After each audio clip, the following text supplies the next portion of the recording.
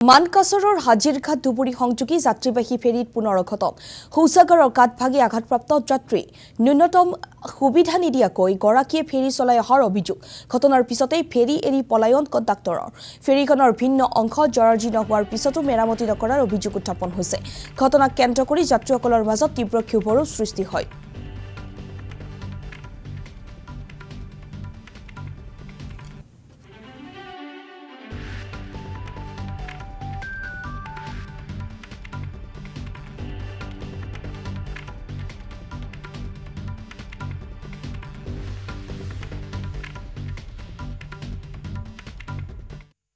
রাজাবলার থেকে রাহুল নাম উনি পেশাব করে গেছে পেশাব করে যাওয়ার পরে লঞ্চের মধ্যে পেশাব করে গেছে ঠ্যাং দেওয়ার সাথে তক্তা ভাঙি পড়ে গেছিল হয়তো 2, 4, 5, 10 জন মানুষের ধরি শুনতে ওনাকে তুলছে নাহলে কিন্তু ওনা পানিতে মরে গেলে পানিতে মরে গেলে তো আর বাঁচল না হয় আমাদের এটা অনুরোধ ডিসি মহোদয়ের উপরে আমাকে এটা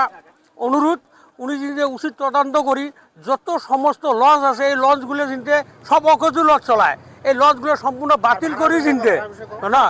এই লঞ্চগুলো বাতিল করে চিনতে আমাদেরকে ফেরির ব্যবস্থা করে দেয় নাহলে এই লঞ্চের মধ্যে সমস্ত মানুষের মরব সেদিনকে আপে যাইতে এই বান্ডালে লঞ্চ ঠেকে দিয়ে লঞ্চের তলি বাই করি কমন নাহলে 100 মানুষ প্রায় প্রাণ হারাছিল কিন্তু